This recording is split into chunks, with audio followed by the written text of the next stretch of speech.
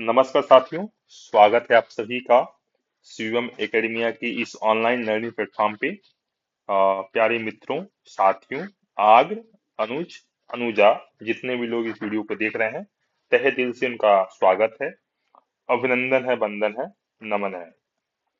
जैसा कि हमने आपसे वादा किया था कि 1 जनवरी से क्या करेंगे, हम अपने ही यूट्यूब चैनल जिसका नाम है शिवम एकेडमिया पे क्या करेंगे, एक तो जीएस का और एक हिंदी की क्लासेस प्रारंभ करेंगे। लेकिन कल तकनीकी समस्या के कारण हम क्लास नहीं ले पाए। आज भी लेने का प्रयास हम कर रहे थे, लेकिन नहीं हो पाया है। इसलिए हम क्या कर रहे हैं, ये रिकॉर्ड करके वीडियो आप तक पहुंचाने की कोशिश कर रहे हैं, जो कि रात को 9 बजे के आसपास में आपको हमारे ही चैनल पे मिल जाएगी। तो चलिए हम शुरुआत करते हैं। आज हम बेसिकली बात करेंगे ओवरव्यू कि हम आगे की क्या क्लासेस लेके आ रहे हैं, कैसे क्लास लेके आ रहे हैं। तो उन सब चीजों पे बात करेंगे और फिर हिंदी अपने जो सब्जेक्ट है उस हिंदी को हम आज शुरुआत करने वाले हैं। तो चलिए शुरू करते हैं। ये मेरा थंबनेल है और आज हम जो बात करने वाले हैं बेसिकली वो बात करने वाले हैं, ध्यान दीजिएगा। एक तो हमने बात किया जीएस के बारे में। जीएस में जो हम सामान्य अध्ययन पढ़ करेंगे, सामान्य अध्ययन, जो भी बच्चे कहें तो प्रतियोगिता, प्रतियोगिता यानी कम्पिटेटिव लेवल का जो एग्जाम की तैयारी कर रहे हैं, उसमें मान लीजिए अगर कोई बच्चा यूपीपीपी की, यूपीएसआई की, या जो भी अदर एसएससी जीडी की या अन्य कोई परीक्षा की तैयारी कर रहा है, चाहे यूपी ट्रिपल एससी की तैयारी कर रहा है, अगर उसमें से अगर कुछ सब्जेक्ट, जैसे मान लीजिए कि अगर हम कहें तो अगर कहीं पे भी इतिहास, इतिहास पूछा जाता है, यानी हम कह सकते हैं अगर हिस्ट्री पूछी जाती है तो हिस्ट्री में ध्यान रखिएगा 3 तरीके से। एक तो प्राचीन भारत, दूसरा हम बात करें तो मध्यकालीन, मध्यकालीन भारत, और तीसरा देखें तो आधुनिक भारत को हम कोशिश करेंगे कि पीडीएफ के माध्यम से आपको पढ़ा दिया जाए। दूसरा जो सब्जेक्ट सबसे ज्यादा है वो होता है भूगोल। भूगोल को भी पढ़ने के बहुत सारे तरीके हो सकते हैं, जिसमें हम बात करेंगे 2 तरीके से भूगोल पढ़ेंगे। एक तो भारत का भूगोल और एक पढ़ेंगे विश्व का भूगोल। ठीक है, ये विश्व का भूगोल में भी हम भूगोल को पढ़ते समय 2 चीजों की बात करेंगे। एक तो कॉन्सेप्ट जो भी है, जो भी अवधारणा है। दूसरी बात हम बात करेंगे फैक्ट पे, तथ्यों पे। तथ्य बहुत जरूरी है ज्योग्राफी में, उन तथ्यों पे बात करेंगे। और उसके बाद हम जो तीसरा जो सब्जेक्ट है हमारा, वो है हमारा राज व्यवस्था, जिसको हम इंग्लिश में पॉलिटी के नाम से जानते हैं। तो हम राज्य व्यवस्था में बात करेंगे, जिसको बच्चे जो सिविक्स पढ़ते होंगे सिविक्स के नाम से जानते होंगे, पॉलिटिकल साइंस के नाम से जानते होंगे। तो हम पॉलिटिकल साइंस में भी यानी ज्योग्राफी को भी ध्यान से पढ़ेंगे।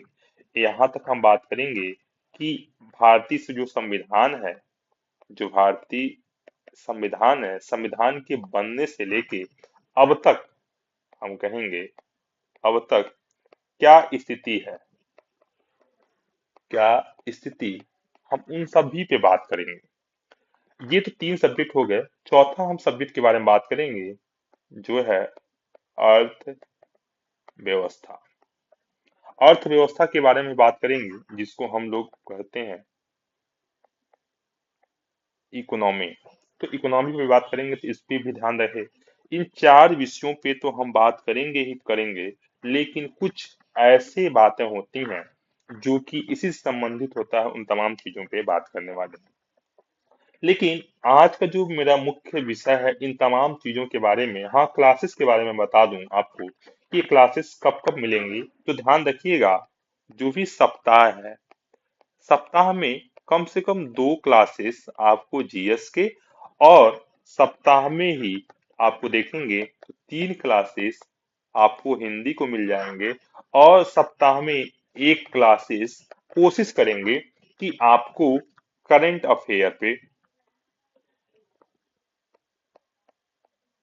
करेंट अफेयर पे बात करें, ताकि जो करंट की जो चीजें चल रही हैं उस पे भी आपकी पकड़ बनी रहे। इसी सब चीजों के माध्यम से हम ये सारी चीजें आपके बीच में प्रस्तुत करने वाले हैं। तो और जो है, सर अब ये भी पूछेंगे कि ये सर जो आप क्लासेस ले रहे हैं, ये सारी चीजें हमारी यूट्यूब चैनल पे ही फ्री ऑफ कॉस्ट रहेंगी। जो भी चीजें हमारे पास है, जो ज्ञान है, हम ज्ञान का क्या करना चाहते हैं, ज्ञानवर्धन करना चाहते हैं, ज्ञान को बढ़ाना चाहते हैं, और अपने ज्ञान को, जितना भी ज्ञान है जो सीखे हैं हम, वो आपको सिखाना चाहते हैं। हम कोई मास्टर नहीं है उतने अच्छे, मतलब हम कहें तो मास्टर की सीढ़ी में हम एक लर्नर हैं, और हम एक लर्नर की तरह आपको क्या करना चाहते हैं, सिखाना चाहते हैं यूट्यूब चैनल पे। तो आज का जो मुख्य विषय है, वो हमारा मुख्य विषय क्या है, तो ध्यान रखिएगा। आज का मेरा मुख्य विषय है कि हम हिंदी को पढ़ेंगे। क्या? हिंदी। हिंदी, ध्यान दीजिएगा, जब भी हिंदी, ये हिंदी है आपकी, ठीक है, और हिंदी को ऐसे मान लीजिए, हमने इसको एक बॉक्स में बंद कर दिया, तो ये हिंदी है। हिंदी को लिखने के लिए कई लोग एक तो हिंदी को ऐसे भी लिखते हैं, तो दोनों ही वर्तनी के दृष्टिकोण से ये हिंदी सही लिखा गया है। तो हम हिंदी में क्या क्या करने वाले हैं, तो हिंदी में आज जो पहली क्लास होगी, वो होगी हमारी वर्णमाला की क्लास होगी। हम एक एक करके पूरी चीजों के बारे में, जो भी आपके पाठ्यक्रम में जो व्याकरणिक है, जो व्याकरण से संबंधित है, वो सारे तथ्यों को देखेंगे। कोशिश करेंगे कि जो 10th और 12th के बोर्ड की परीक्षा दे रहे हैं, उनके लिए भी कुछ क्लासेस हम आपको ये अपने यूट्यूब चैनल पे लेके आए। तो चलिए हम शुरुआत करते हैं सबसे पहले हिंदी के बारे में। तो चलिए, आप लोग कॉपी और कलम दोनों ले लीजिएगा, और ध्यान से मेरी बातों को ध्यान से सुनिएगा, उसको नोट करते हुए चलते जाइएगा। तो सबसे पहले हिंदी पढ़ने से लिए हम क्या करेंगे, कुछ मूलभूत बातों को ध्यान रखेंगे।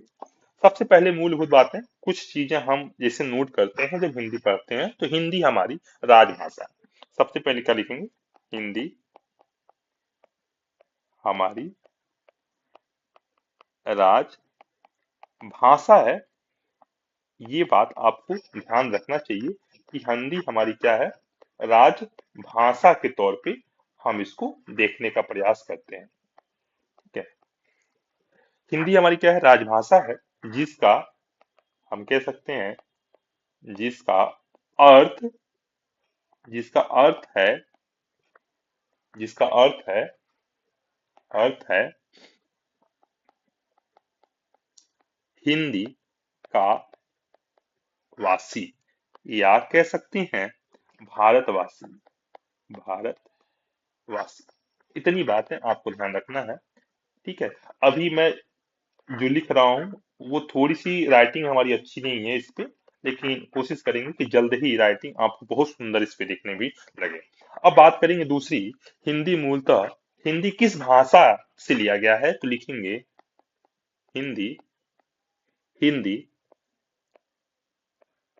मूलतः, मूलतः फारसी भाषा का शब्द है। ठीक है, हिंदी किस भाषा का शब्द है, तो इसको ध्यान रखने के लिए आप देखेंगे हिंदी जो है फारसी भाषा का क्या है, शब्द है। तीसरी बात, हम जो इम्पोर्टेंट लेके चलते हैं, ध्यान रखिएगा कि जो भाषा पूरे राष्ट्र में, लिखेंगे जो भाषा पूरे राष्ट्र में संपर्क, संपर्क स्थापित करने के लिए करने के लिए कार्य करे। मतलब पूरे भाषा में देखें, पूरे जो राष्ट्र को एक स्थापित करने के लिए, एक जोड़ने का जो प्रयास करे, उसको ही तो भाषा बोल सकते हैं। तो उसे राष्ट्रभाषा हम कहते हैं, और उसे ही क्या कहते हैं, हम राजभाषा कहते हैं। एक बात ध्यान रखिएगा, हमारे देश में, भारत जैसे देश में कोई भी, ठीक है, राष्ट्रभाषा नहीं है, ठीक है, राजभाषा है।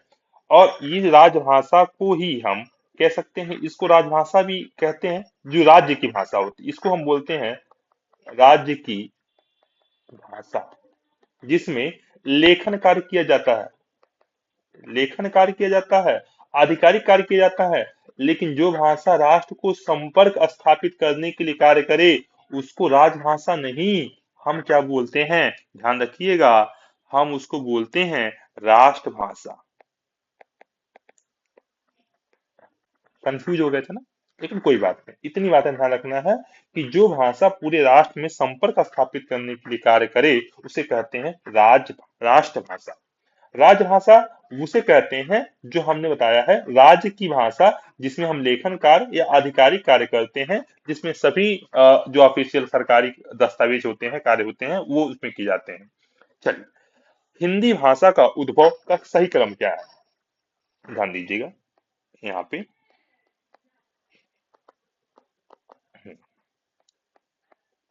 हिंदी भाषा का उद्भव, क्या, उद्भव का सही क्रम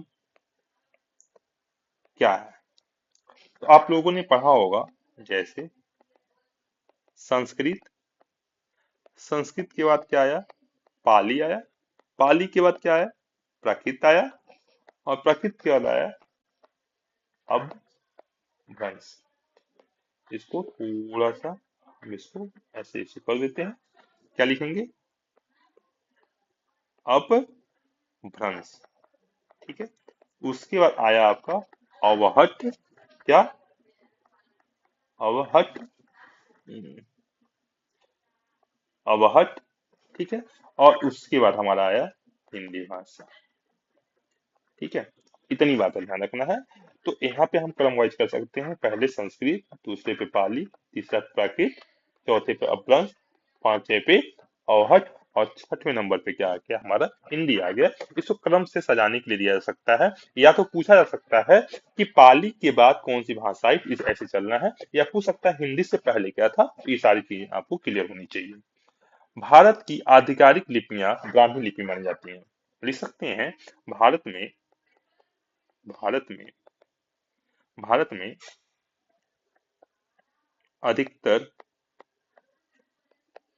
लिपियां,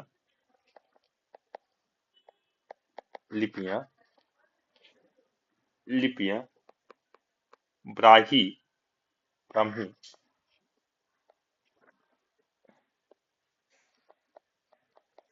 लिपि से उत्पन्न हुई है। ध्यान रखना है कैसे, ब्राही, ब्राही लिपि से ही हमारा देवनागरी लिपि, देवनागरी लिपि उत्पन्न हुई है, इसको भी ध्यान रखना है। जो कि देवनागरी लिपि कहाँ से कहाँ लिखी जाती है, ध्यान रखना है, बाएं से हमेशा दाएं लिखी जाती है, ठीक है। एक होता है आपका गांधारी लिपि, गांधारी लिपि ये है एक अन्य नाम है किसी खरोष्ठी लिपि के, ठीक है, जो कि दाएं से बाएं लिखे जाते हैं, ध्यान रखेंगे, ठीक है। अब एक चीज हम और बात करेंगे कि हिंदी दिवस कब मनाया जाता है, तो ध्यान रखिएगा, 14 सितंबर को, सितंबर को। फिर पूछा जाए कि विश्व हिंदी दिवस कब मनाया जाता है, विश्व हिंदी दिवस, तो ध्यान रखिएगा 10 जनवरी को। तीसरी बात करें अंतर अंतर्राष्ट्रीय मातृभाषा दिवस पूछा जाए, ध्यान रखिएगा 21 फरवरी को। ये तो हो गए हमारी मूलभूत बातें। अब हम अपने मूल सब्जेक्ट पे आते हैं, जो कि हमारा है, जो टॉपिक है आज, वर्णमाला। ठीक है, आज हम बेसिकली बात करेंगे वर्णमाला पे। ये तो कुछ हिंदी पढ़ने से पहले कुछ बेसिक जानकारियां आपको होनी चाहिए थी, इसलिए ये सारी चीजें हमने लिखी हैं। अब हम बातें हैं बेसिक चीजें पे, वर्णमाला क्या होता है। ठीक है, ध्यान दीजिएगा, वर्णमाला को हम दो तरीके से पढ़ेंगे। एक तो आप लोगों ने पढ़ा होगा स्वर, और एक पढ़ा होगा व्यंजन। ठीक है, स्वर को एक और से नाम से जानते हैं, जिसको हम ऐसे लिख सकते हैं अच, और इसको हल। ठीक है, ये दोनों बातें आपको याद रखना है। जिनका उच्चारण, अच्छा स्वर किसे कहते हैं, लिख सकते हैं, लिख सकते हैं इसको, लिख सकते हैं जिनका जिनका उच्चारण स्वतंत्र रूप में हो, जैसे अ इ उ। और जिनका उच्चारण, जैसे लिखें जिनका उच्चारण स्वतंत्र रूप से नहीं होता है, नहीं होता है, उसे हम व्यंजन कहते हैं। या तो हम कह सकते हैं जिनका उच्चारण जिनका उच्चारण स्वर की सहायता से, स्वर की सहायता से किया जाए उसे व्यंजन कहते हैं। इतनी बातें ध्यान रखना है कि दोनों बातें, कि स्वर क्या होते हैं जिनका उच्चारण हम स्वतंत्र रूप से कर पाते हैं, और जिनका उच्चारण हम स्वतंत्र रूप से नहीं कर पाते हैं उसे व्यंजन कहते हैं। जिनका उच्चारण स्वर की सहायता से बोली जाए उसे क्या कहते हैं, जैसे हम क, जैसे हम बोले क, तो आधा क प्लस अ बराबर होता है क। यानी क का उच्चारण क आ, आ, अ की सहायता से बोला जाता है, इसलिए हम कह सकते हैं यहाँ पे स्वर की सहायता से बोली जा रही है, इसलिए कहेंगे ये व्यंजन है। बात क्लियर है। परिभाषा क्या लिख सकते हैं कि सर इसकी परिभाषा क्या होती है, वर्णमाला किसे कहते हैं, तो एकदम स्पष्ट लिखिएगा, इसमें लिखिएगा वर्णों के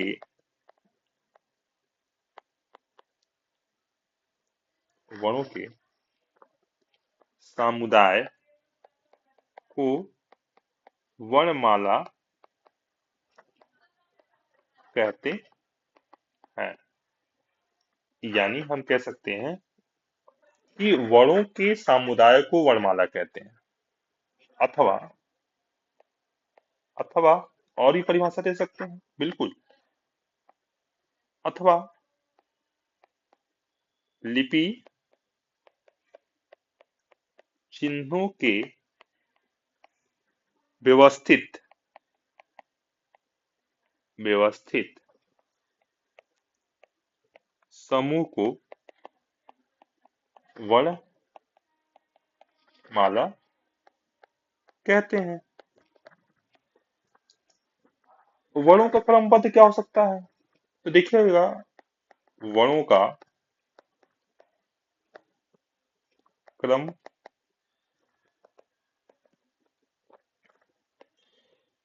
इसका थिकनेस थोड़ा सा ज्यादा हो गया है, तो हम इसको ऐसे लिख लेते हैं। ध्यान दीजिए, गुणों का गुणों का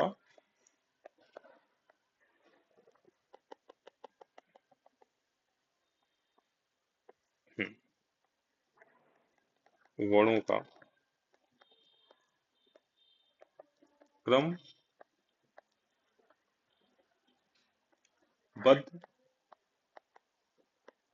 समूह बराबर, जैसे क से लेके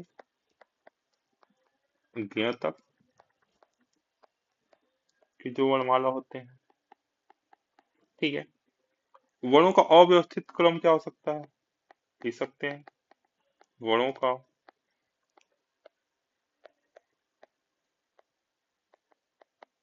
अव्यवस्थित समूह क्या हो सकता है, जैसे बराबर वर्ण समूह, जैसे क च द प छ त्र, ये सारी चीजें। अब एक चीज और बोली जाती है, क्या बोली जाती है सर? सर आप ही बता दें, क्या बोली जाती है, ध्यान दीजिएगा। भाषा की, लिखेंगे, भाषा की सबसे छोटी लिखित इकाई या भाषा की सबसे सबसे छोटी इकाई क्या है, तो हम कह सकते हैं वर्ण है। दूसरी बात हम कह सकते हैं भाषा की सबसे छोटी मौखिक इकाई, ले सकते हैं। भाषा की सबसे छोटी मौखिक इकाई, या कह सकते हैं, या भाषा की मूल इकाई। अभी सब ध्यान से सुनिएगा, अभी सबकी आंसर देंगे, पहले एक प्रश्न लिख लें। भाषा की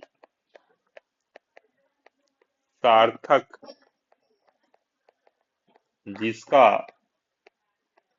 अर्थ हो उसका लघुत्तम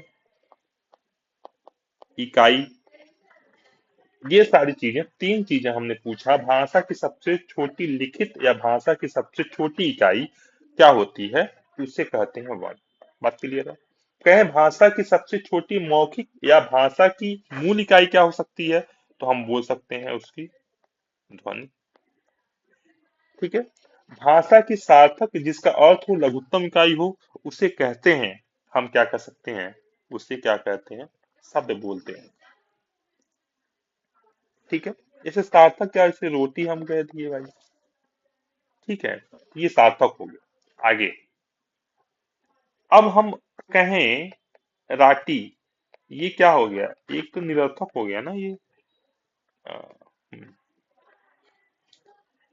निरर्थक हो गया, ये वाला नहीं हमको ध्यान रखना, ये गलत है। सार्थक होना चाहिए ना कोई अर्थ निकलता है, ठीक है। वर्तमान में लिख सकते हैं, वर्तमान में लेखन के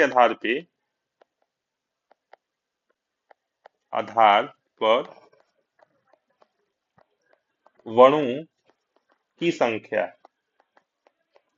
वर्णों की संख्या कितनी होती है, 53 होती है। इतनी बातें ध्यान रखना है। कल के क्लास में हम बात करेंगे कि केंद्रीय हिंदी समिति के अनुसार क्या क्या चीजें होती हैं, अंतस्थ व्यंजन क्या होता है, स्वर व्यंजन क्या होता है, उसमें व्यंजन क्या होता है, संयुक्त व्यंजन क्या होते हैं, सारी चीजों के बारे में। तब तक बने रहिए हमारे